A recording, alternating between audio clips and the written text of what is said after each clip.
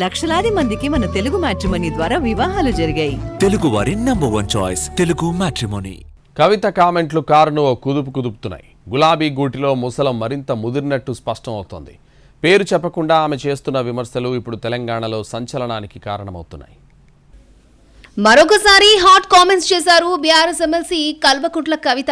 Party అధినేత తన తండ్రి కేసీఆర్ నుంచి తనను విడదీసే కుట్ర జరుగుతోందని ఆరోపించారు. బీఆర్ఎస్ ని బీజేపీలో విలీనం చేసేందుకు కుట్ర చేస్తున్నారన్న కవిత ఆరోపణలు పార్టీ నేతలను ఆత్మరక్షణలో పడేశాయి. తాను రాసిన లేఖ ఎలా లీక్ అయిందని కవిత ప్రశ్నిస్తున్నారు. ఆ లీకులు ఇచ్చిన వారి పేర్లను పార్టీ పెద్దలు బయటపెట్టాలని డిమాండ్ చేస్తున్నారు. ఇక దాగుడు మూతలు ఎందుకు అనుకున్నారేమో, డైరెక్ట్ గా తన అన్న కేటీఆర్ పైనే దాడికి దిగారమే. ఎక్కడ కూడా కేటీఆర్ పేరు ప్రస్తావించకుండా ఆయన్నే టార్గెట్ చేశారు. కేటీఆర్ పనితీరు పరోక్షంగా గుర్తు చేస్తూ సోషల్ మీడియాలో పోస్టులతో పార్టీ ఎలా బలోపేతమవుతుందని ప్రశ్నించారు. బీఆర్ఎస్ బీజేపీలు ఒక్కటేనని ఇంతకాలం కాంగ్రెస్ పార్టీ నేతలు చేస్తున్న ఆరోపణలకు బలం చేకూర్చేలా మాట్లాడారు కవిత. బీఆర్ఎస్ లోని కొందరు నేతలు పార్టీని బీజేపీలో విలీనం చేసే దిశగా కుట్రలు చేస్తున్నారని కవిత సంచలన వ్యాఖ్యలు చేశారు. తాను జైల్లో ఉన్నప్పుడే ఈ కుట్రకు తెరలేసిందని కూడా కవిత ఆరోపించారు. తాను మాత్రం ఈ కుట్రపై వ్యతిరేక గళం వినిపించాలని, బీఆర్ఎస్ ను బీజేపీలో విలీనం చేయాల్సిన అవసరం లేదని తేల్చి చెప్పానన్నారు. బీజేపీని ఎదుర్కోవడానికి తానింకా జైల్లో ఉంటానని అప్పుడు కేసీఆర్తో అన్నట్టు ఆమె గుర్తు చేశారు.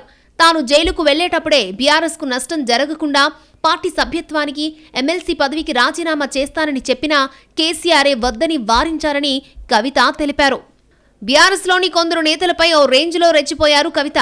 తనపై ఇతర పార్టీలు తప్పుడు ఆరోపణలు చేస్తూ ఉంటే బీఆర్ఎస్ నేతలు ఎందుకు స్పందించడం లేదని ప్రశ్నించారు. తనపై ఆరోపణలు చేసే పార్టీలకు బీఆర్ఎస్ నేతలు ఎందుకు సమాధానం ఇవ్వడం లేదని కూడా ప్రశ్నించారు. పార్టీలో ఓ నాయకుడికి నోటీసులు ఇస్తే ఎమ్మెల్యేలంతా వెళ్లి సంఘీభావం తెలిపారు. అధినేత కేసీఆర్కు నోటీసులు ఇస్తే అంతా సైలెంట్గా ఎందుకున్నారని కవిత క్వశ్చన్ చేశారు.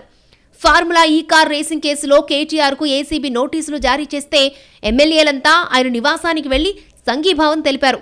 కేసీఆర్కు కాళేశ్వరం కమిషన్ నోటీసులు జారీ చేస్తే గ్రామాన భూకంపం పుట్టించాల్సి ఉండిందన్నారు. సొంతింటి ఆడబిడ్డపై కుట్రలు చేస్తున్నారని ఆరోపించిన కవిత ఇంటి ఆడపడుచుపై పడి ఏడిస్తే ఏమొస్తుందని ప్రశ్నించారు. ఇప్పటికైనా తన జోలికి రావద్దని హెచ్చరికలు జారీ చేశారు.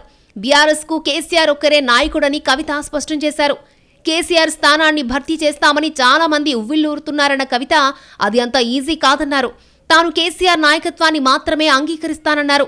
కేసీఆర్ కాకుండా ఇతర నేతల నాయకత్వాన్ని తాను ఎంతమాత్రం అంగీకరించమోనని కూడా ఆమె తేల్చి చెప్పేశారు.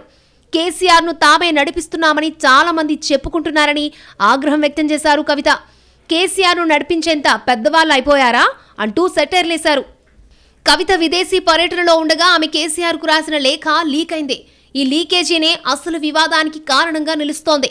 ఇప్పుడు కవిత అదే అంశాన్ని ప్రస్తావిస్తూ తన లేఖను లీక్ చేసిన లీక్ వీరులు ఎవరో తేల్చాలని తాను డిమాండ్ చేస్తే గ్రీకు వీరులు తనపై దండెత్తుతున్నారని ఆమె ఆగ్రహం వ్యక్తం చేశారు. కేసీఆర్కు తనకు దూరం చేయడానికి కుట్రలు చేస్తున్నారని ఆమె మండిపడ్డారు. తన పార్టీ బీఆర్ఎస్ అని, తాను ఎప్పటికీ బీఆర్ఎస్ నేతనేనని ఆమె తెలిపారు. బీఆర్ఎస్ చేయాల్సిన చాలా పనులను తెలంగాణ జాగృతి సంస్థ తరపున తాము చేస్తున్నామని కవిత గుర్తు చేశారు. కాంగ్రెస్ అధిష్టానంతో తాను ఎక్కడా సంప్రదింపులు జరపలేదని స్పష్టం చేశారు కవిత. మునిగే పడవ లాంటి కాంగ్రెస్ వైపు తానెందుకు వెళ్తానని ప్రశ్నిస్తున్నారామె. కవిత ఎపిసోడ్ పార్టీకి ఇబ్బందికరంగా మారిందనే అభిప్రాయం బీఆర్ఎస్ లో వ్యక్తమవుతోంది. కేసీఆర్ స్వయంగా రంగంలోకి దిగి సమస్యను పరిష్కరించాలని నేతలంటున్నారు. గతంలో పార్టీకి వ్యతిరేకంగా మాట్లాడిన వారిపై చర్యలు తీసుకున్నారు కేసీఆర్.